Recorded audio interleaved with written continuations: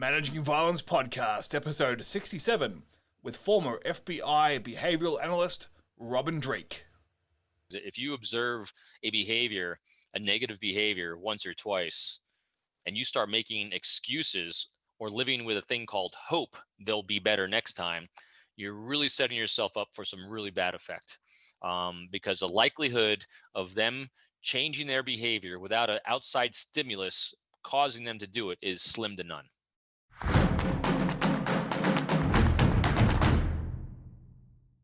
Hello, ladies and gentlemen. Welcome to another episode of the Managing Violence Podcast. If you've ever asked yourself, how do I know who to trust?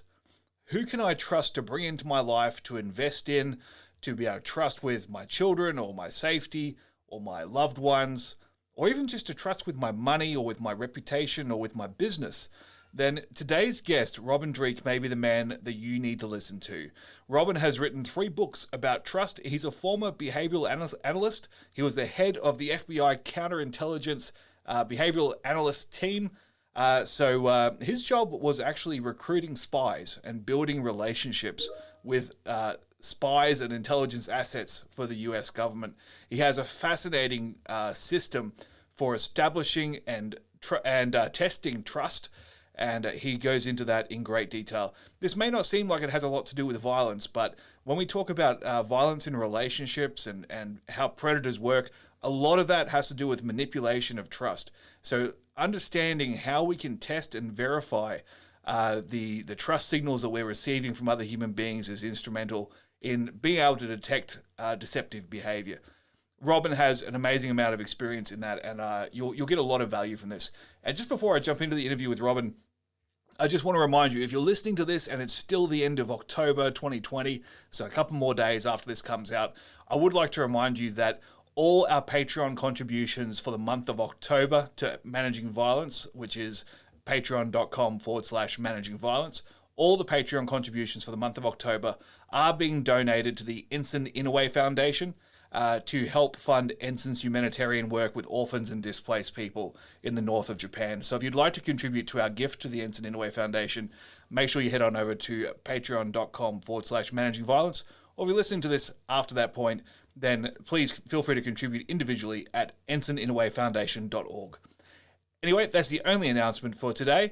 So without further ado, here is former FBI behavioral analyst, author, and the leader of People Formula, Mr. Robin Dreeke.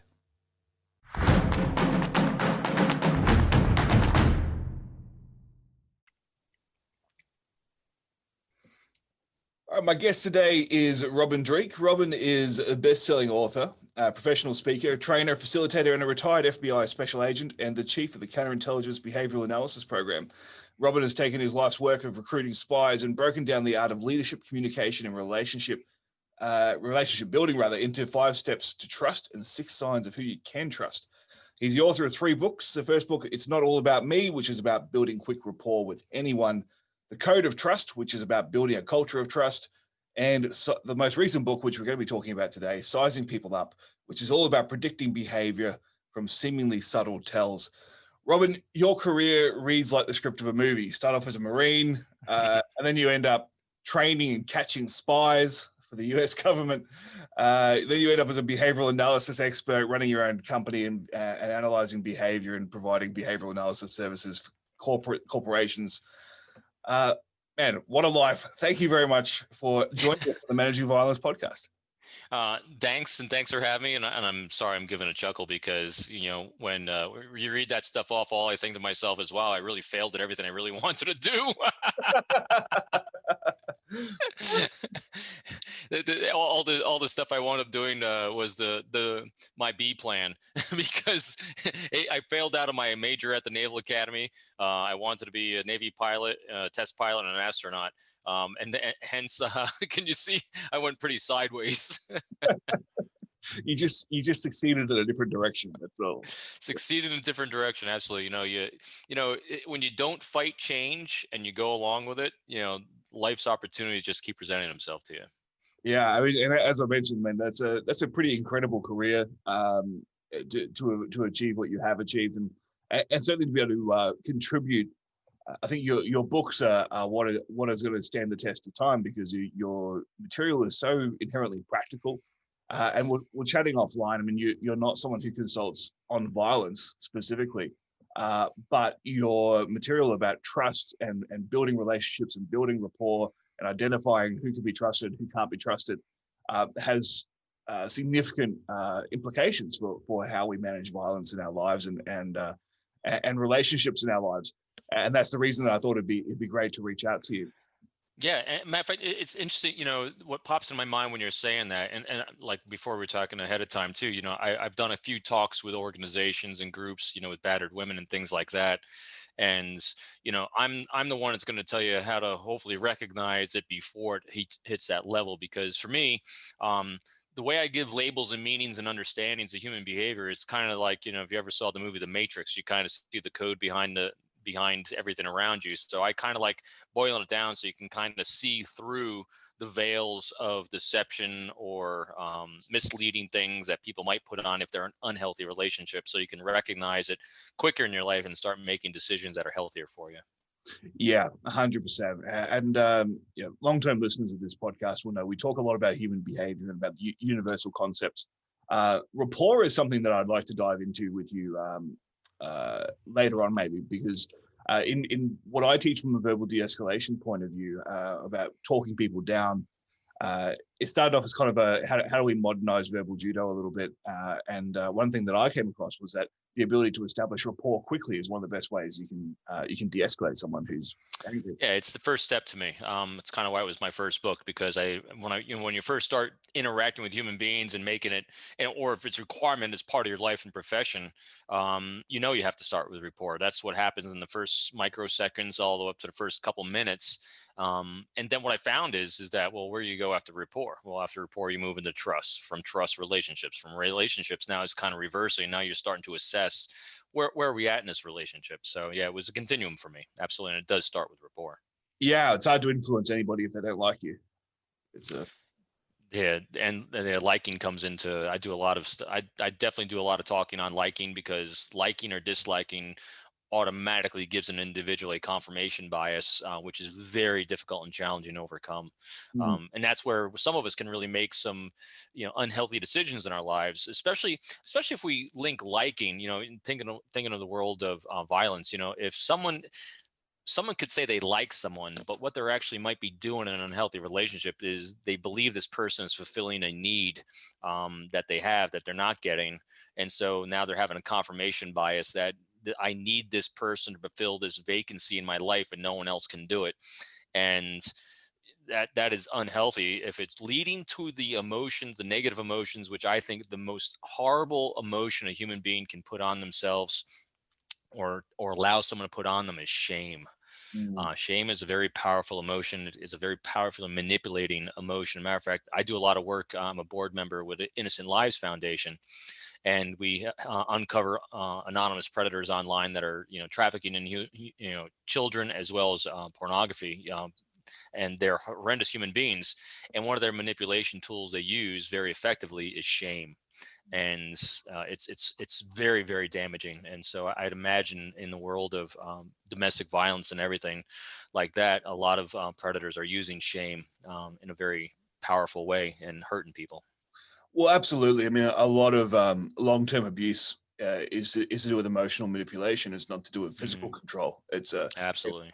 Physical control is a finite resource. You can only physically control someone for so long. It's the emotional shackles that you apply that can last long term, and I guess from a predator's point of view, pay long term dividends.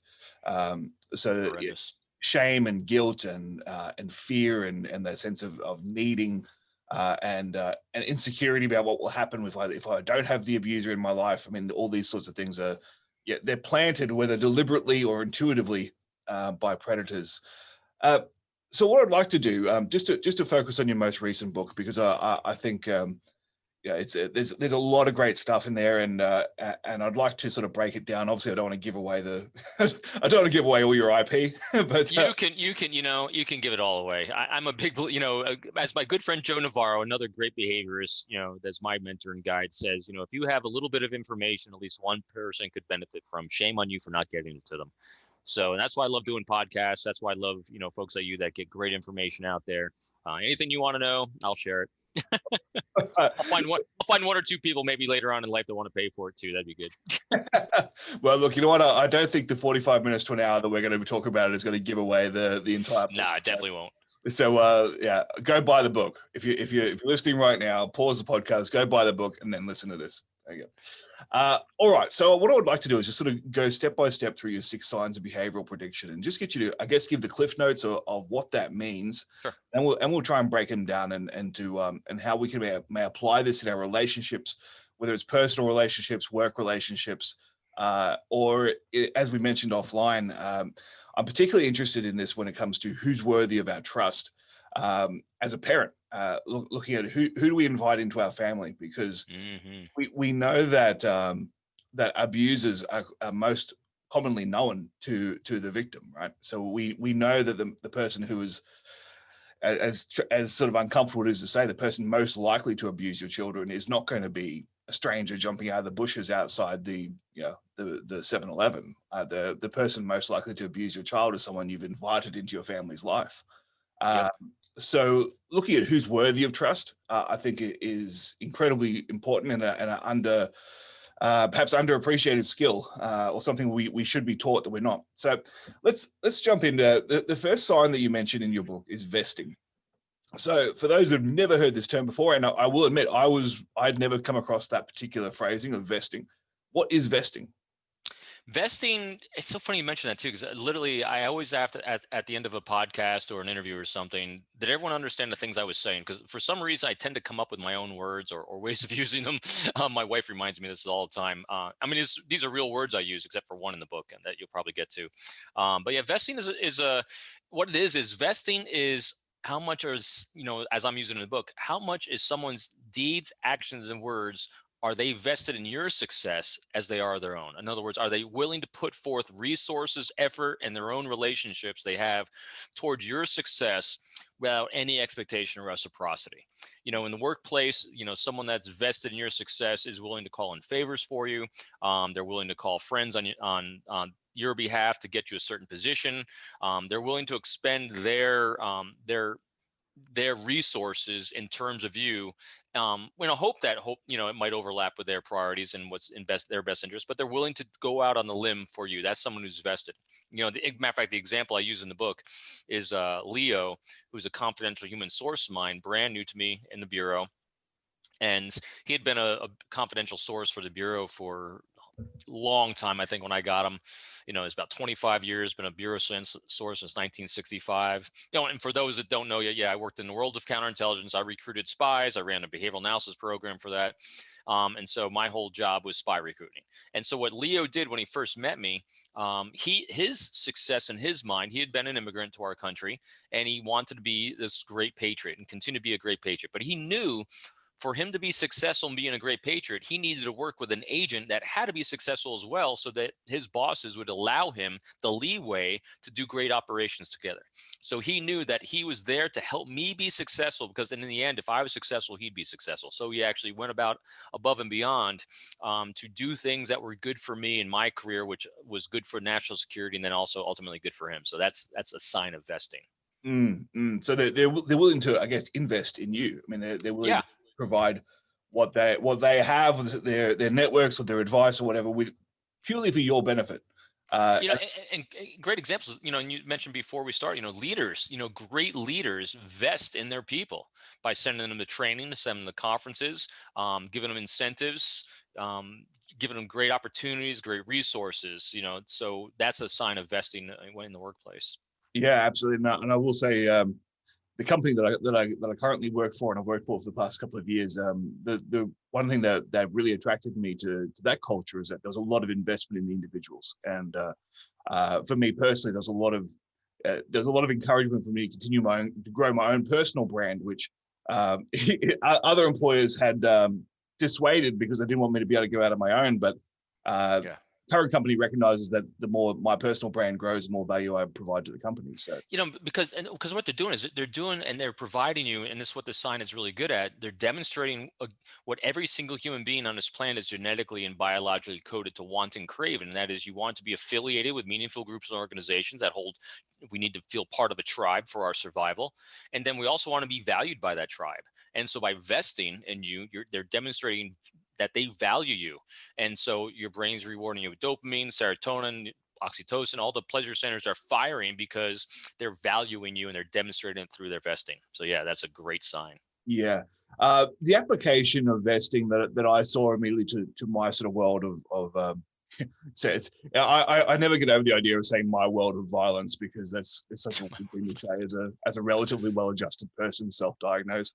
That we see this sometimes in relationships where one party is giving everything to the other to try and enhance the other person's career or their prospects, but there's nothing reciprocal. Where like you can have, I'm going to use the typical gendered examples just because it's easier. But we might have a younger female and an older male, and the younger female comes in, does everything possible to make the male's career successful, to provide for them, to look after them, to make sure their needs are met, but there is nothing coming back the other way. There's unless it has a direct correlation and benefit to the male's success, there's nothing coming back the other way. So if the female wants to start a business, wants to work from home, something like that, then there's no support whatsoever. And I kind of drew that connection there. If it's a one-way relationship, then they really you're actually kind of a utilitarian resource. You're not a partner. Yeah, absolutely. To me, it's all about balance. Everything's need to be reciprocated, and if it's not even reciprocated, maybe in one of the signs, it better be reciprocated in another.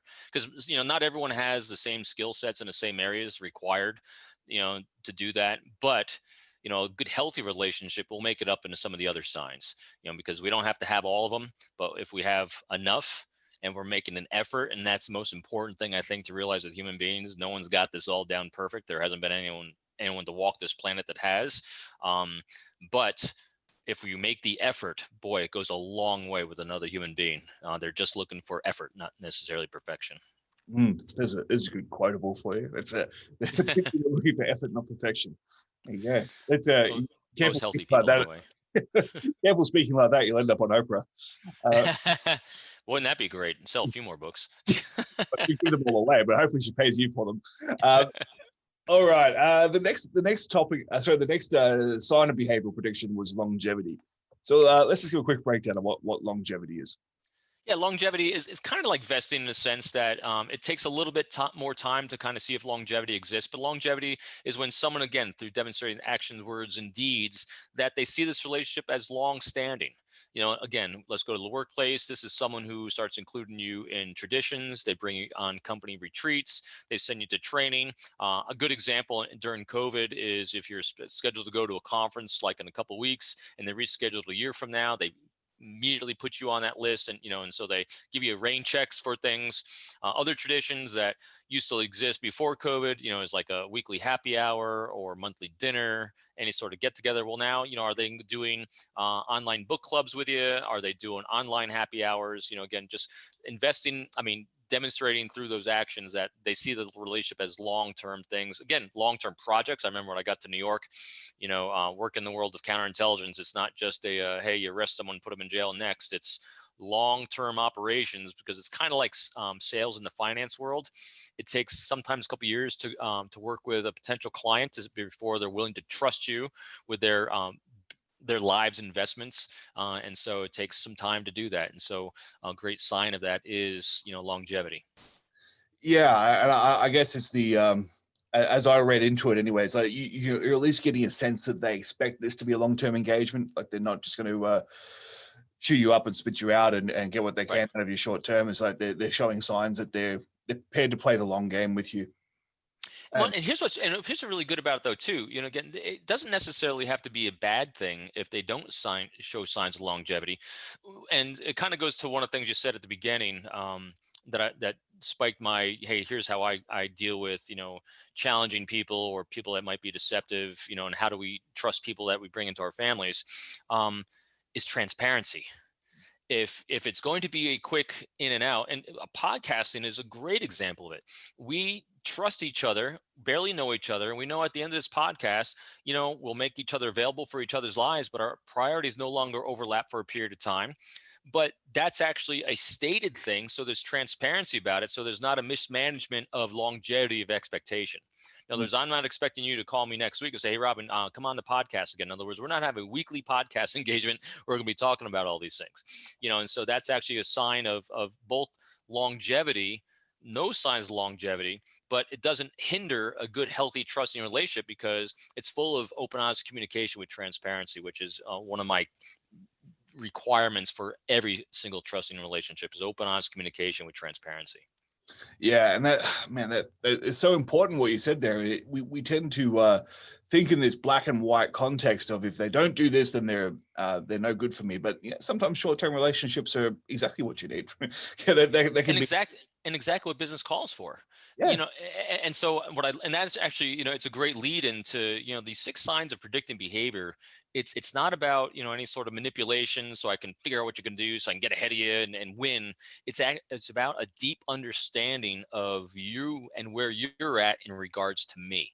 Because once I understand that, I can manage my expectations. I can adjust myself accordingly. Because when I adjust my expectations according to what I can reasonably predict your expectations are, that's going to be a healthy relationship. Because then I'm not way up here thinking it's going to be one thing and you're down here thinking it's going to be another, because that just builds resentment and frustration and all those negative emotions. And I think just to tie that one into relationships or interpersonal relationships again, it's not like we have to say, well, if you're dating someone and they don't immediately want to talk about marriage and kids, that they're not the right person for you, right? I mean, everyone's trying to feel each other out, and they're trying to determine what. I mean, these things sneak up on you.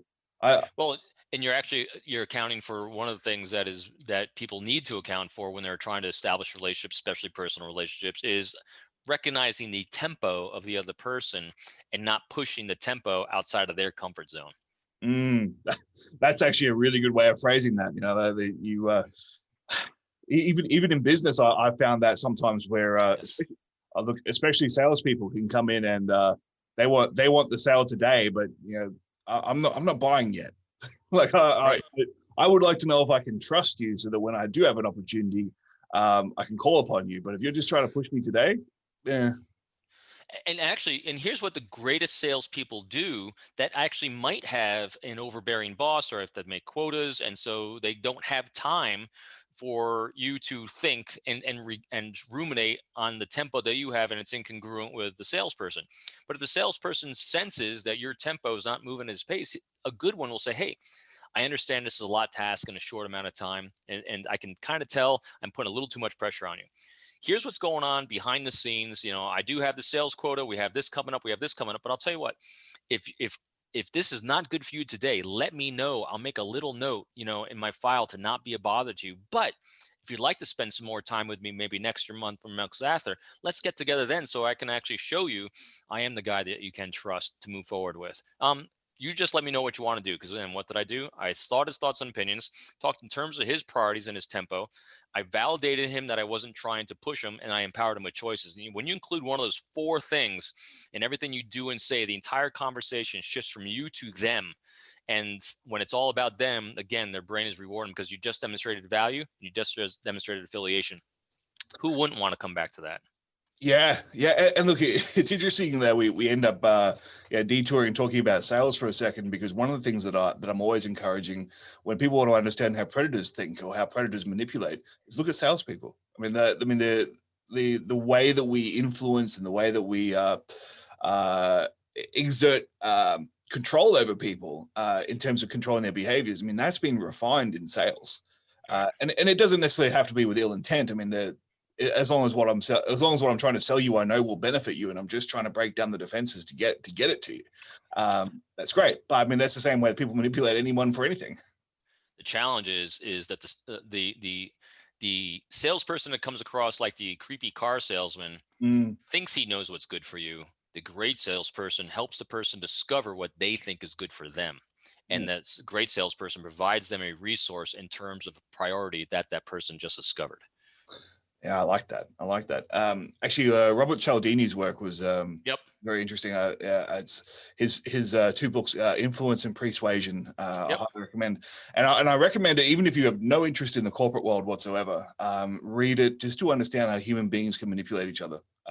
And manipulation gets a bad rep. I mean, manipulation is just about guiding decisions. Right. With a, And matter of fact, and so with my stuff, I'm the counterintelligence spy recruiter guy that will tell you I am 100% anti-manipulation. And the fail safes I have in there to prevent that is when I'm working, whether I'm using my code of trust to inspire trust or whether I'm trying to size you up or all these things, it's about understanding you at a deep level.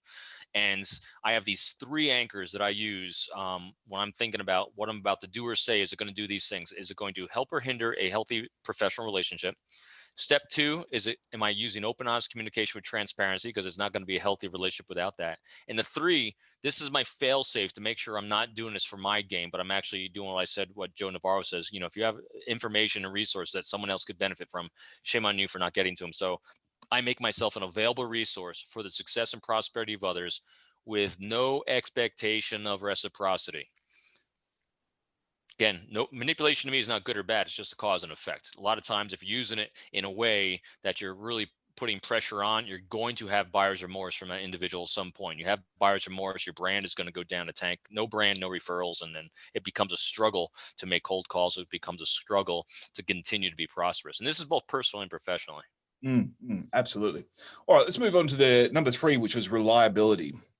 And I think this is one where we sort of a lot of people go, well, I know that people being reliable is important, but what are some of the things we should be actually looking for to determine whether someone is reliable or they're not reliable?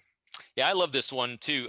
It's reliability, as I define it for this thing, is a combination of competence as well as diligence.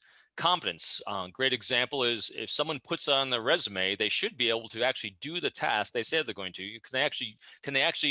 Are they competent in tasks, doing whatever it is that they say they can do?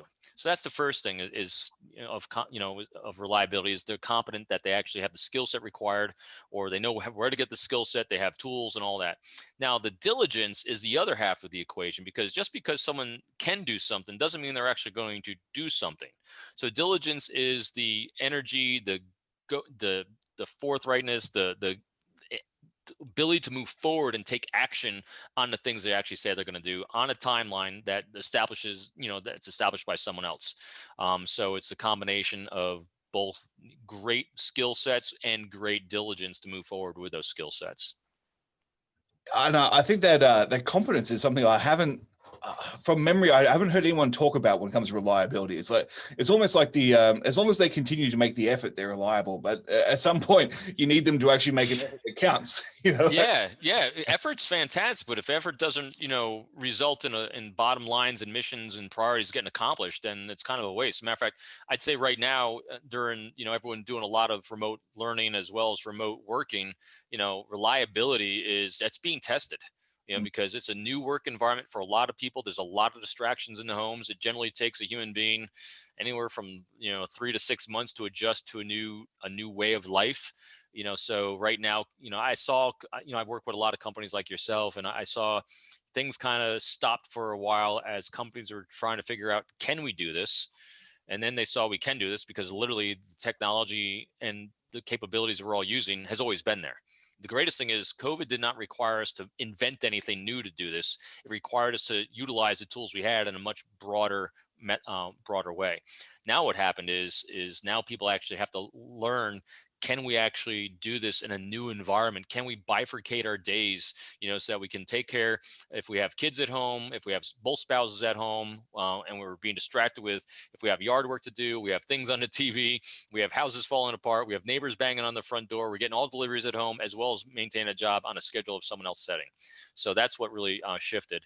But what's being tested in there, and I think companies are doing a great job, is, all right, here's a task that I know you can do, and you say you can do, and you've demonstrated you can do. Now what's being tested really is the diligence to follow through on it. Mm-hmm. And again, I think if we tie this back into our personal lives, if I'm looking at someone that I want to trust with my kids, like can I trust them to show up? Can I trust them that they're responsible? I mean, like everything about them, like, do they drive safely?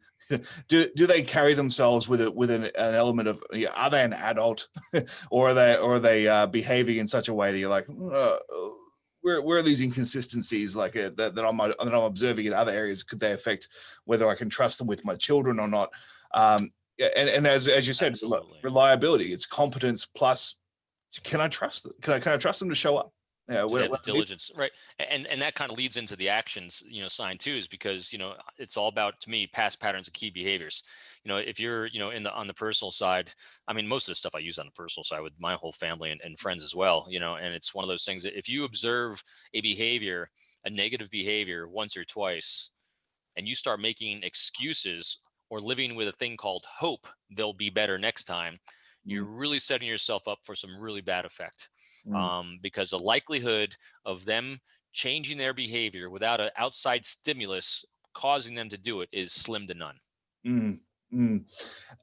I'd like to pick your brain on that a little bit about how how actions in other areas of their lives, does that have a, I'm trying to find the way, I'm stumbling over my question, but let's say we observe incongruent behavior in other aspects of their life, maybe in their home life, and now we're wondering whether this is going to impact us at work. Because one of the things that I tend to caution people about with relationships is, if a person is fired regularly from their job, then perhaps you should expect that they're not going to be very good in their personal life as well. Like, there might be other issues at play here. It's not just a work-related issue necessarily. How do you sort of assess someone on their whole of life, not just work life, personal life, friend life, whatever? Yeah, it's a great point because I do talk about this, and I tend to try to, if you are showing some questionable behavior in one lane of your life, it doesn't mean I'm going to judge that every other lane in your life is probably sideways as well. But what it does do, it causes me to slow down and take a look at every other lane in your life to see what's going on. Because now, if every other lane in your life seems like you're making completely sane, healthy choices and decisions, you're reliable, you're competent, and you're demonstrating all the other signs of trustworthiness, then it kind of makes me then go back to and really focus on what's really going on at work, on the challenges there. Is there, and this is where I'll dive deep, because I have the philosophy in life: I do not allow anyone to bother me. In other words, if you're doing something that seems off and it's a little off-putting in some way, I'm going to dive deep to try to figure you out, to understand why. Because there's something going on that causes you an inappropriate behavior that is not socially acceptable in some way.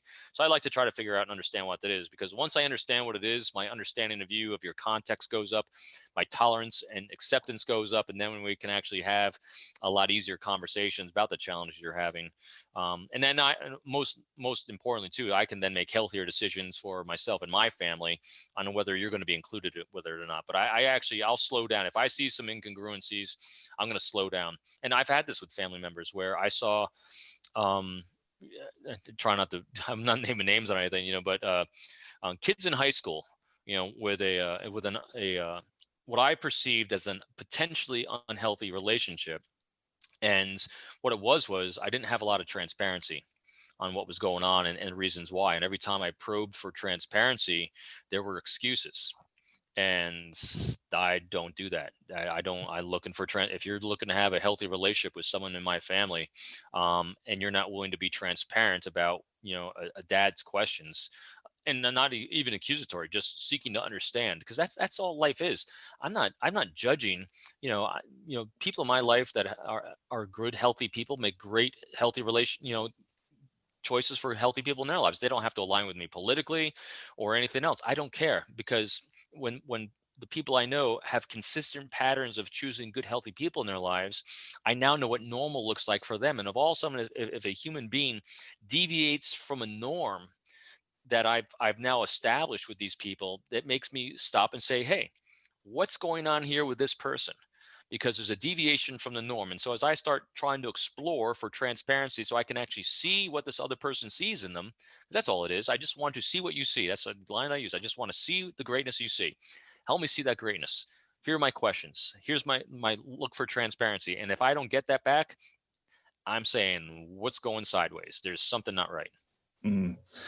Yeah, man, that's it's so profound. I love that phrase. That help me see what you see, or let me Yeah. see that good side of you, because uh, and this is a side journey into something that's yeah, completely trivial compared to what we're actually talking about. But the show Cobra Kai, that's just been huge, right? Yes. Yeah, have you? Yes.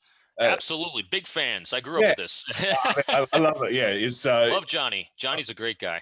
I know, but when you look at that show, I mean, that is a case of like everybody's.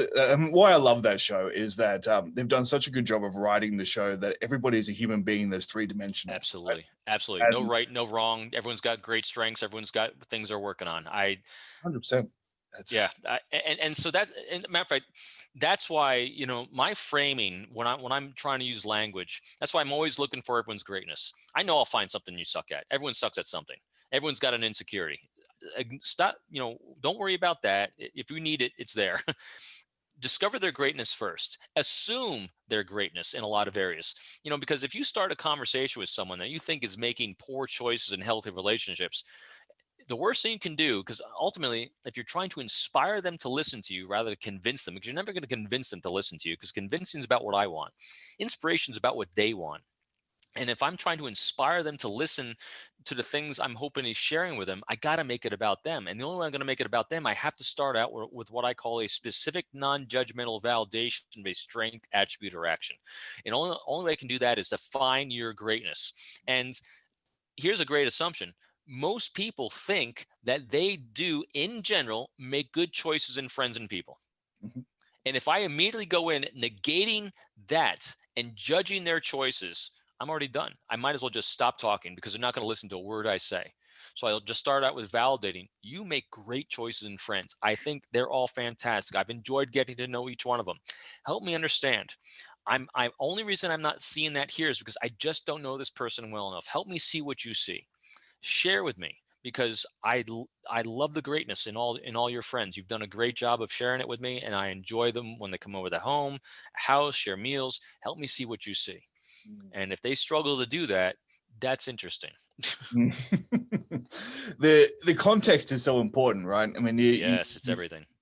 look, we have this conversation corporately, and yeah, apologies for listeners that are like, I don't care about your corporate life, but you have people that just interview really poorly, right? Yeah, like within a certain context, they just don't perform. But if you had a chance to actually work with a person, you go, "Wow, you're actually really good at this," but you just you just suck at telling me in front of a panel, especially if the panel's on Zoom, which is even worse now. But They just don't have yeah, practice yet. yeah, exactly, right. But there's a certain context, so you might be having doubts about, let's say, a teenage boyfriend, um, and Hey, I didn't say it was a boyfriend, not me. I didn't say well, that. hypothetically, a teenage Hypothetically, yes. boyfriend, yeah. But they're just not performing well under that interview context, right? So it might just be a matter of like, well, let's change the context of this conversation and see if I can see a different side of you.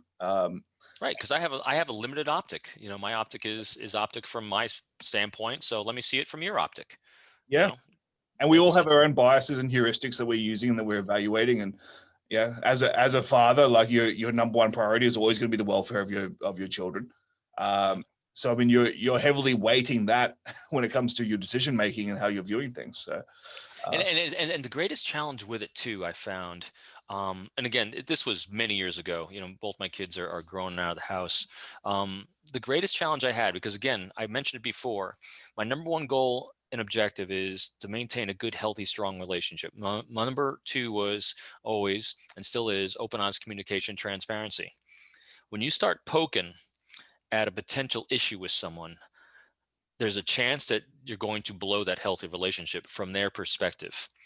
It takes a great amount of slowing down and thoughtful contemplation of your words and the way you ask questions, because I never tell anyone my thoughts and opinions. I seek theirs, because I love asking what I call discovery questions, having just people discover on their own what potential challenges they're facing, because they're never going to listen. Very few people listen to someone else. Most of the time people like coming up with their own methods on things. And the only way they do that is through their own experiential education.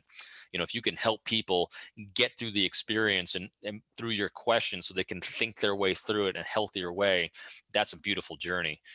So slowing down and doing that in a non-judgmental way can be very, very challenging. But that's why, everything requires relationships. So, me standing alone, I will fail majestically. I have a wife, I have friends, I have what I call in life beta testers, people that might not be emotionally attached to the outcome that I'm emotionally attached to. So they are more objective than I am. They lack confirmation bias one way or the other. Granted, I have lots of tools and muscle memory to overcome that in myself, but I know I am not perfect at it. I am better than the average bear, maybe, but definitely got a long way to go. Especially when it comes to family and loved ones. And it's also very challenging to recognize too. Even when I think I'm doing a fantastic job, my wife she's my beta tester for things I write, things I put out, everything. And I'll have her read something. And she goes, "You cannot say that." I go, "Really? Why?" And she goes, "Because blah blah blah." And I'm like, "I don't see that." And she goes, "Yep, but don't do it." I'm like, "Okay." Having that trusted advisor is incredibly important, because sometimes we can just be too close. We're just close to something. And having one or two at work and one or two in your personal life at least it's critical if you want to do the best you can for others, is maintain a great beta tester and someone that is actually vested in your success and wants to see you succeed, but also has the ability to give you hard truths when you ask for hard truths. And I think a lot of that comes down to empowering someone with the with the freedom to give you those hard truths, because you've got to be able to receive it, or else the first time they do it and you don't appreciate it, then you've kind of soured that whole relationship. It's not going to change, not going to happen again. Yeah, my wife has backed away from giving me advice a few times because I'll argue it sometimes, and I've learned to stop arguing when my family has input on something, especially because it's especially with business when you work from home, I get a lot of input on things, and it's hard to take something, especially when you sunk a lot of time and effort into doing something. And they go, "Well, that's for crap." I'm like, it's like, dang it. Like, you just don't know what you're looking at. Yeah. You get immediately defensive. I just wanted to pause it and go back to the discovery questions, because I found that really interesting.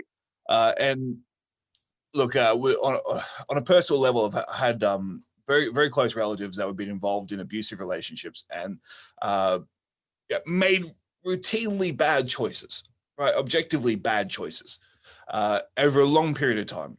And you can try all these interventions of, you need to stop doing this. This is what you're doing wrong. This is why, these are the kinds of people that you're associating with. And it just doesn't work. It's sometimes a bit of a cop out to say, well, you can't help someone who doesn't want to help themselves. But how do you help them help themselves? How do you get them to that point themselves? So how do you do that?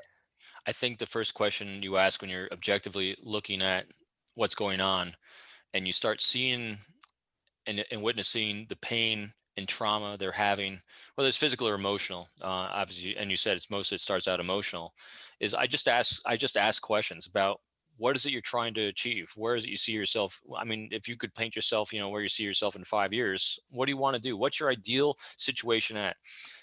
And do you like how you feel today? Do you like how you feel day in and day out? And you got to be very congruent with your non-judgmental question as well as your non-verbal non-judgmental as well.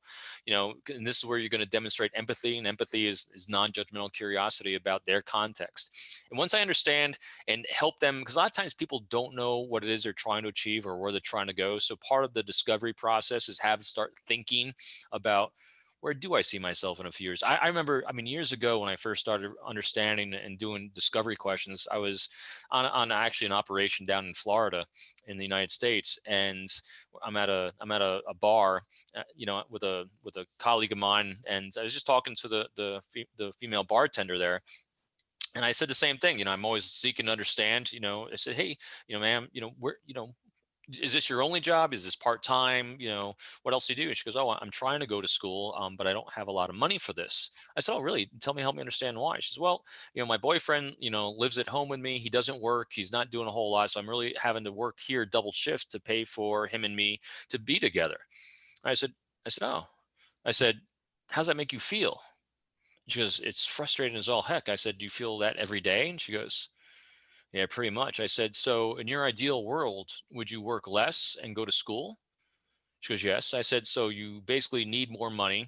In order to have more money, you just need to live in a house that you're not paying rent for and have opportunities to not, have someone else that you're paying for as well. Is that right? She goes, yes. I said, do you have any family members anywhere that, that you can, would support you in that effort? And she goes, well, my dad lives up in Jacksonville. I said, have you talked to him about it? No. I said, oh, that's interesting. And at the end of it, at the end of the day, she goes, and she came back after a while. I called my dad on the phone, and I'm actually going to go see him this weekend. We're going to talk about what we can do in the future. Wow. Again, because I didn't tell her what to do. Mm. It's like anyone, you can't tell people what to do. Everyone's on their own path. And when people get over their fact that no one's right or wrong, they just are. Everyone's living this path. And if you can just be that resource for them to kind of get unstuck sometimes, because life is movement, life is change, and we can't control the tempo of change. This year is a great example. We cannot control the tempo of change in the year 2020. Your choice is to keep up with it the best you can or not. And if you don't keep up with it, you're going to have a lot of negative emotions, going to have a lot of negative consequences. And the way you keep up with it is through healthy relationships to get you through, because everyone has those moments. And the way we help each other is help each other with discovery questions. Just someone that can objectively sit back, ask you what it is you're trying to achieve, what goals you're trying to do. And then they ask that next question. So help me understand, is what you're doing today helping or hindering you getting to what it is you're trying to achieve? Mm. And they come up with the answer for themselves. I love that. This is actually it's almost like a free parenting counseling session for me. I'm taking so much of what you're saying. I'm like, let's keep that in the pocket for. I've got four daughters, right? So I've got to. Always, it's perfect too. And it's what you said. Always remember this: healthy things are not complicated. And when you boil it down, like we're just talking, isn't this all just common sense? Yeah, we overthink it though, don't we? We try to find patterns where there aren't any, or we try to. A lot of times overthinking comes from trying to rationalize the decisions we're making, and if you have to over rationalize the decision you're making, it's probably not a healthy decision anyway. It probably wasn't a rational decision. All right. All right, excellent. So just to make sure we cover off on the final 6 points. I don't want to introduce 6 points and cover 4 of them because we got sidetracked. But it's all included. It's actually literally all included, though. It wasn't a sidetrack to me. It's all important. Yeah. I think we covered off on actions fairly well. The last two are language and stability. So let's quickly dive into language. What do you look for in language to determine trustworthiness? Beautiful. And so I kind of mentioned a little bit already, but language is for the language that you want to use. Matter of fact, in the code of trust, it's technique 4, and that is use language to make it about the other person, so you demonstrate value and affiliation. So I want to make sure that when it's about me inspiring trust, I want to make sure I'm seeking their thoughts and opinions, talking in terms of their priorities, because here's, going back to Robert Cialdini's book, human beings are extremely predictable. We will always act in our own best interest in terms of safety, security, and prosperity / priorities. So I want to make sure I'm talking in terms of their priorities. 3, I'm going to validate them without judging them, because that's where I have that non-judgmental curiosity. And finally, I'm going to give them choices. Each one of those 4 things shifts the focus from myself to on the other person. So language in sign 5 here, in sizing people up, are they using that beautiful language with me? And so those are easy things to see. Are they making that conversation about me by seeking my thoughts and opinions, talking in terms of what's important to me? Are they validating me and seeking to understand and being curious about me, or judging me? And finally, are they giving me choices with how to move forward with things? So that's what language is. Yeah. And it's where the focus is. Yeah. Yeah. And the last one was stability. Stability is the catch-all for everything. And I think this is great for audience in dealing with violence, is emotional stability. During times of stress, do they maintain good cognitive thought? And even if they go off the rails quickly, do they rapidly come back to cognitive thought? Do they come back to cause and effect in human behavior? Do they come back to making healthy choices, making healthy statements, and being a resource for others? Or are they just going into complete survival mode, lashing out and taking people down with them? So emotional stability is my catch-all. Part of emotional stability, I'm also going to put in there emotional self-awareness, because someone asked me this the other day. So who's my tribe of folks that I generally hang out with? Who are my friends in general? And I've never, ever liked or disliked anyone from a title or position they've held, because that to me it's kind of meaningless, because it's never about your title and position, how you make people feel about yourself. It's how you make people about themselves. And the people that do that the best are the ones that are most self-aware. In other words, they're very self-aware about what their strengths are and how to bring those strengths to bear for others. They're also very aware of their own deficiencies and weaknesses, and they have a plan in place to overcome them. They also have an ability to not only understand themselves, but they understand how the rest of the world sees them as well. And they don't judge it. They don't lash out of it. They have humility. They can use a lot of self-deprecating humor because they just are secure in who they are. And matter of fact, I always say my 3 books are my 3 manuals on how not to be the narcissist I was born to be. I like that. You need to repackage that as a series, and it basically is my series. to put it I all remember years ago when I worked at Quantico, when I first came up I first did a bunch of articles for Law Enforcement Bulletin. And then when it came up, It's Not All About Me, the first book on quick rapport. I remember this great instructor, great teacher, mentor, and guide. She said to me, Robin, you're the only person that could have written this book. I said, what do you mean? She said, because you needed it more than anyone else. And I said, there you go. And my wife generally holds up It's Not All About Me once or twice a week, saying, hey, remember this? That's tremendous. The last question I have for you, Robin, it wasn't something I even planned to ask, but as I was sort of thinking about what I'd like to pick your brain about, this came to mind. With everything that's going on at the moment globally, and certainly for you in the US, something I've been asked about a lot recently is about how our relationships with people are changing, and a large part of what I keep coming back to is trust. That we've kind of lost trust in institutions. I think I think back, it wasn't that long ago, I felt like we trusted mainstream media. Like we could trust whether we knew it or not, we kind of place some sort of weight in the words of politicians. We trusted authority figures. And now I feel like that has definitely ebbed away, in that people are now distrustful of everything. No one trusts mainstream media unless it's their channel of choice. And even then, like the smart ones, the centralists will still distrust everything because it's all profit driven. We certainly don't trust our politicians. We don't trust law enforcement. We don't trust anybody. What impact does that have on how we actually interact with each other when we don't have this universal source of trust? Yeah, it's a great question. It can erode a society. There is no doubt. But what I also think, so I am, as a friend of mine, Chris Hagnaghi, says, I am Mr. Positivity, Captain Positive. I mean, I'm always looking and seeing what is going right. And you're right. All these lack of trust in institutions and people and organizations and government, it's at an all-time high. There's no doubt. Well, and the reason that it's an all-time high is because our ability to know all these things is also at an all-time high. So it wasn't that all of a sudden people went to being completely trustworthy to completely untrustworthy. It's actually just people are profiting on letting us know about it. Mm-hmm. So that's the first thing. But as a society, though, I think I don't know what your effect has been, but when I look around at my friends and my family, we've drawn closer together. The close relationships we have either have matured into even closer ones, and we've assessed others maybe not as being as close as I thought they were. And the other thing too is and you said it, and we've done this the entire time together, is I think people are getting a lot better at assessing. We've kind of slowed down because we've become more cautious, because we're not as trusting. So we're actually looking for things like we're providing here today. What do I look for? I want to trust. I want to be connected with people. And how do I do that? And believe it or not, most people in the world are not trying to take advantage of you.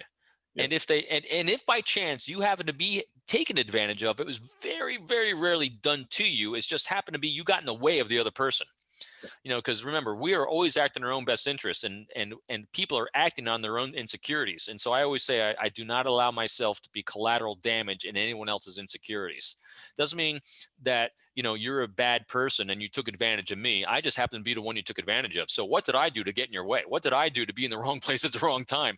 So my full accountability, because now I also do know that, hey, you have a couple data points of being the type of person that I can't rely on, that is going to take advantage of. Because I guarantee you this, if you took advantage of me, you're going to take advantage of someone else. That's just in your nature at this point in time. So I just need to get some distance from that unhealthy. But that's what I do. And I think that's what we do in these times. We slow down, we hold our tight, healthy relationships close. We foster as many as we can by doing these things. We manage our expectations of others, realizing that, kind of like we're saying, in Cobra Kai, there is no one perfect. The ones I'm looking for, the ones that are self-aware enough to know that they're not perfect and they're making an effort and they have a plan and they're asking your help for it. Oh my gosh, who wouldn't want to be around someone like that? Yeah. Perfect. All right, Robin, if people want to get a hold of you, they want to buy your books or they want to engage you to speak or to consult with their company, how do they get a hold of you? Where can they find more about you? Great one-stop shopping, peopleformula.com.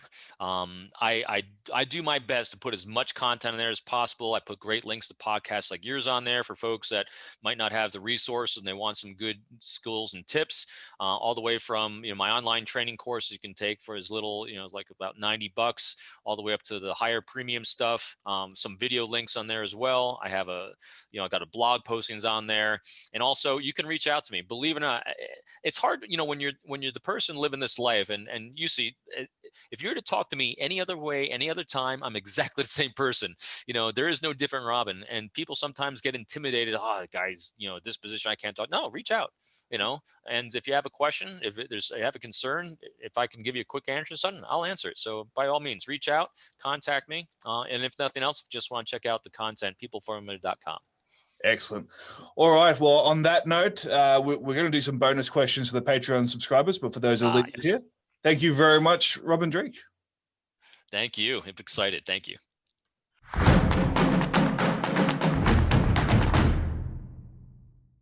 Thank you once again to Robin Dreeke, author of Sizing People Up. I highly recommend you check that book out if you are interested in how to trust people, or who to trust, why to trust them, what signs to look for to see whether someone is trustworthy.